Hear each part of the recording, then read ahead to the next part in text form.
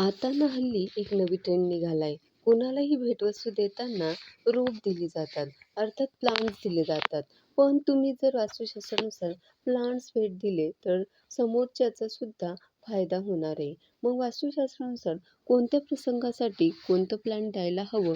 तर जर कुणी नवीन घर बांधलं असेल, तुम्ही त्यांना भेटायला जात असाल, शांती असेल, असं कुठलंही नवीन घराचं निमित्त असेल, तर तुळस भेटवस्तू म्हणून द्यावी. तुळशीचं रोप त्यांच्या घरात सुख समृद्धी घेऊन येणारं ठरतं. म्हणून तुळस देणं शुभ मानलं जातं.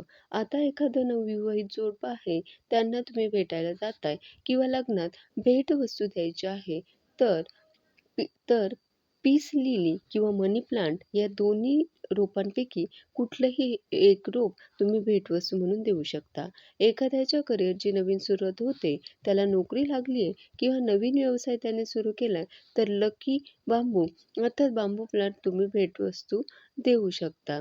आरोग्याच्या समस्येने समोरची व्यक्ती ग्रस्त असेल आणि तुम्ही तिला भेटायला जात असाल, तर अरेका पाम हे जे रोप आहे किंवा तुळससुद्धा या दोन्हीपैकी कुठलंही एक रोप तुम्ही देऊ शकता आणि तुम्हाला काहीतरी भेटवस्तू देऊ शकता. एखादी व्यक्ती खूप तणावात असेल आणि तिला तुम्हाला काहीतरी भेटवस्तू द्यायची असेल, तर स्नेक प्लांट द्यावं असं म्हटलं जातं.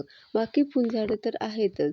फुलझाडं तुम्ही कोणालाही कोणत्याही प्रसंगी भेटवस्तू म्हणून देऊ शकता. नक्कीच हा उत्तम पर्याय असू शकतो. धन्यवाद.